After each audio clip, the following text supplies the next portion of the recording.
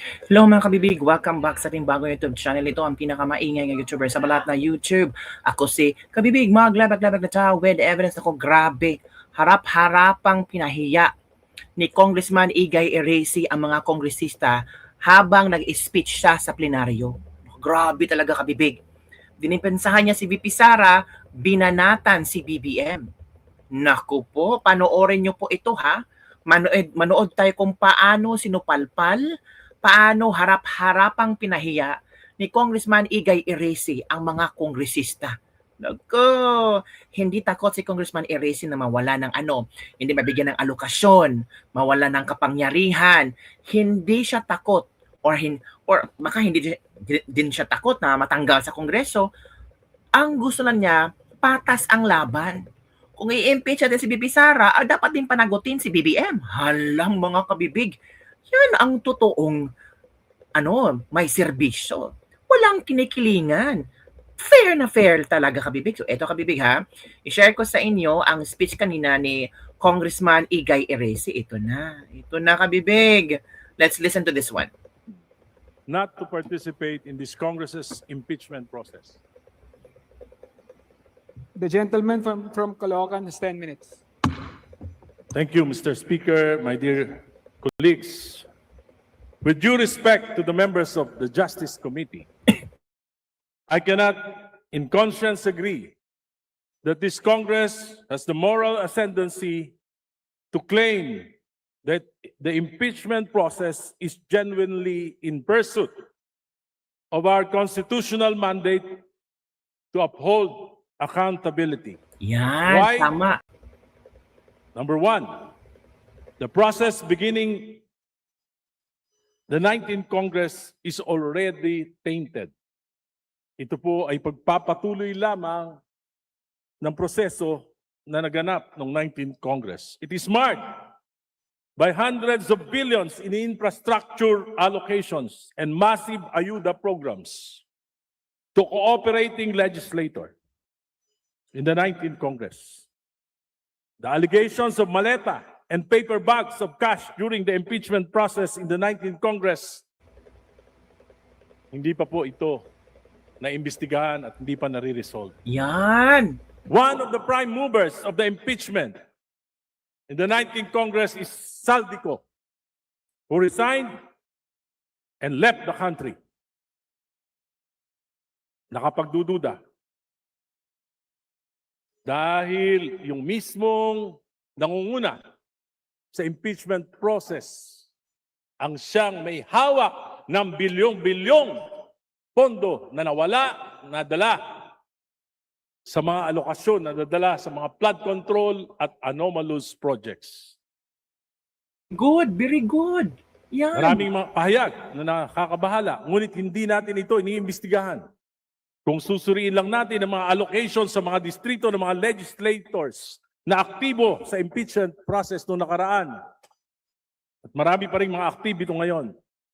In particular, in the 2024 and the 2025 national budget, magugulat tayo sa laki nito. Even in my opponent in the last elections, the 2025 elections, publicly admitted that she signed the impeachment of VP Sara Duterte in aid of allocation. Uy. Natatakot siya Hala. na hindi siya mabibigyan ng pondo Hala. kung hindi siya pipirma sa impeachment. Hala. These circumstances put serious doubts. Is this accountability or is this about political leverage? After the impeachment vote in the plenary, let us examine the status of the four later release allocations. Let us see if this correlates with how members will be voting in the 20th Congress. Yung bumoto ba ng yes, maririlisan? Yung bang bumoto ng no, at yung mga abstain, maririlisan? Malalaman natin ang katotohanan sooner or later. Ang impeachment na ito ay maliwanag. na disenyo ng Marcos administration.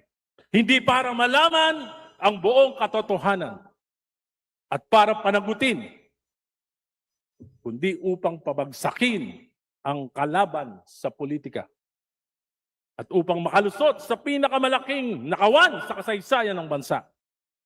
Ginagamit ang mga institusyon na dapat ay neutral tulad ng NBI, COA at AMLAC. This impunity, nakakabahala po.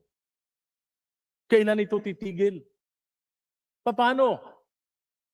Pag ako na, tulad ko, na bumabatikos, paano kung gusto kong patahimikin? Gagamitin din ba yung mga ahensya na ito? Baka magulat pa tayo. Maulit ang kasaysayan. Magamit ang mga institusyon para sa pagpapanatili sa kapangyarihan. Naganap na ito. Nagmalabis. Si Pangulong Duterte, maraming inapi. Katulad ni Congresswoman Laila de Lima.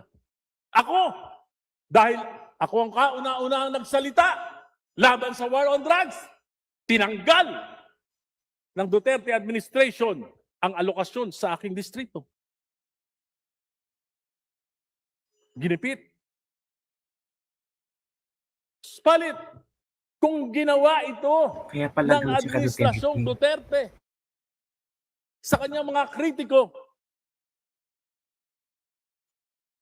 papayagan ba natin na yung mga ahensya na ito sa ganitong sa kasalukuyang administrasyon, gawin ito sa mga kalaban niya rin? This is impunity. At nakakatakot. Baka maulit ang kasaysayan. The Committee on Justice for the first time in the history of Congress did not allow a member to pose questions to witnesses or resource persons. Hindi ako nagkaroon ng pagkakataon. Tanungin ang mga kadududang pahayag ni Madriaga at iba pa. Dahil hindi ako miyembro. Wala po akong natatandaan sa 5 kongreso na dinaluhan ko. Kahit hindi ako miyembro, nakakapagtanong ako. Ngayon lang, dito sa Justice Committee. Alam ko po, maraming galit kay Pangulong Duterte. Sapagkat sa amin po sa Caloocan, ang daming collateral damage ng war on drugs. Nanindigan ako dahil sa pagmamalabis na ito. Pero ngayon, hindi ko naman papayagan na dahil si Duterte lang, magmamalabis tayo para apihin siya. Kung gagawin natin yon, anong kaibahan natin kay Duterte? Hindi parang si Duterte din tayo. We cannot be loud against the Duterte, but silent against Marcos.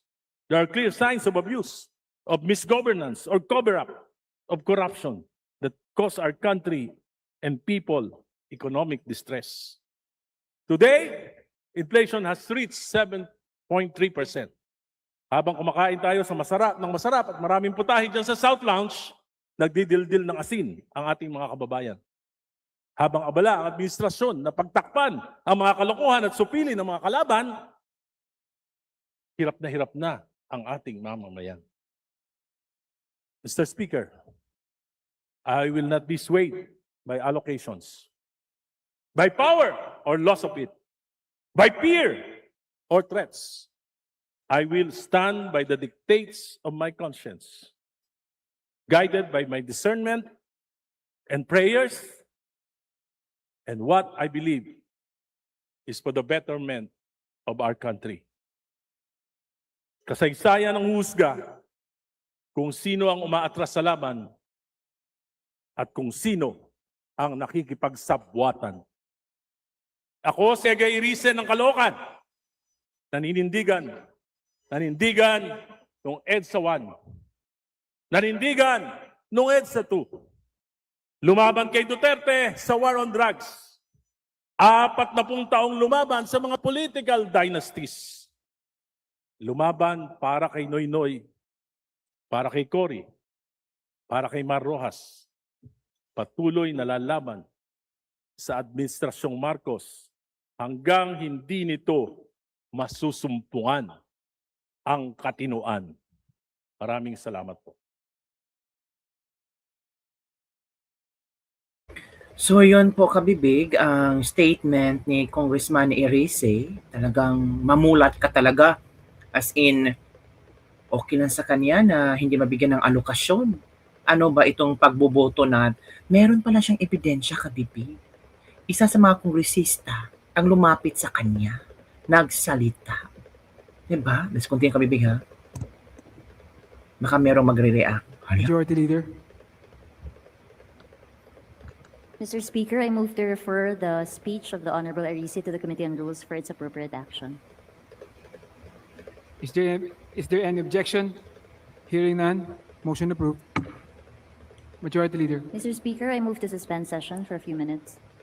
Session suspended. Suspended ang session. Bakit kaya? Ano nangyari? Yung aking Ito si Bong Suntay.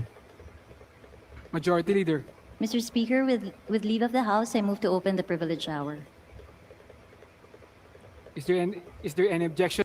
So yun kabibig. Hala, grabe no? Grabe ang pasabog ni Congressman Erice. As in, masyasaka talaga. Hala, grabe. Ano ang iyong reaction mga kabibig? Ito yung magandang nakita ko lang kabibig ha. Ito yung magandang ano niya eh. Ito yung magandang sinabi niya dito mga kabibig. I-share ko sa inyo ha. Yung magandang sinabi ni Congressman Erice na mapaisip ka talaga. Kasi si congressman yan. Alam ang mga takbo na nangyayari dyan. Ito kabibig ha. Let's listen to this one. Kinig tayo. To the members of the Justice Committee, I cannot in conscience agree that this Congress has the moral ascendancy Ooh. to claim that the impeachment process is genuinely in pursuit of our constitutional mandate Moral to ascendancy. uphold accountability. Hala. Why? Number one, the process beginning the 19th Congress is already tainted. Ooh. Ito po ay pagpapatuloy lamang ng proseso na naganap ng 19th Congress. It is marked by hundreds of billions in infrastructure allocations Yan. and massive ayuda programs Ibulgar mo. to cooperating legislator in the 19th Congress. The allegations of maleta and paper bags of cash during the impeachment process in the 19th Congress, hindi pa po ito naimbestigahan at hindi pa Tama. nare-resolve. Tama. One of the prime movers of the impeachment in the 19th Congress is Saldico, who resigned and left the country. Nakapagdududa. Dahil yung mismong nangunguna sa impeachment process Hala. ang siyang may hawak ng bilyong-bilyong pondo na nawala, nadala sa mga alokasyon, nadadala sa mga flood control at anomalous Ooh. projects. Banatan mo, Erice. Maraming mga pahayag na nakakabahala, ngunit hindi natin ito iniimbestigahan. Tama. Kung susuriin lang natin ang mga allocations sa mga distrito ng mga legislators na aktibo sa impeachment process noong nakaraan. At marami pa rin mga aktibo ngayon. Hala. In particular, in the 2024 and the 2025 national budget, magugulat tayo sa laki nito. Da. Even in my opponent in the last elections, the 2025 elections, publicly admitted that she signed the impeachment of BP Sara Duterte in aid of allocation. Ooh, in aid of Natatakot allocation. siya na hindi siya mabibigyan ng pondo kung hindi siya pipirma sa Hala. impeachment. Yan, sige. Bulgar These mo na. circumstances put serious doubts. Is this accountability or is this about political leverage? Na. After the impeachment vote in the plenary, let us examine the status of the four later release allocations. FLR. Let us see if this correlates with how members will be voting in the 20th Congress. Yan. Yung bumoto ba ng yes, maririlisan? Yung bang bumoto ng no, at yung mga abstain, maririlisan? Hala. Malalaman natin ang katotohanan sooner or later. Hala. Back to the members. Yan. Sooner or later, malalaman natin kung talagang mabibigyan ng alokasyon kahit hindi bumoto or ang bumoto ng no sa impeachment ni BP Sara. Yun ang sinasabi ni Congressman Igay Erice. Sabi niya, yung opponent niya noon, pinapasign in aid of allocation. Naku! So ngayon 20th Congress, ano kaya ang meron? Yung chismis na nag-roll call na si Sandro, yung FLR, sabi ni Amy Marcos, pag hindi daw for later release, sabi ni Amy Marcos, pag hindi magpabor sa impeachment, either kakasuhan ang mga senador or mga kongresista, sabi yan ni Amy Marcos. Tapos ang chika-chika, yung kung hindi bumoto ng yes sa impeachment, hindi i-release ang budget. Tapos ang chika-chika, pag tumaas daw ang budget niyo, mga allocated budget sa mga kongresista, may taas ng 500 million?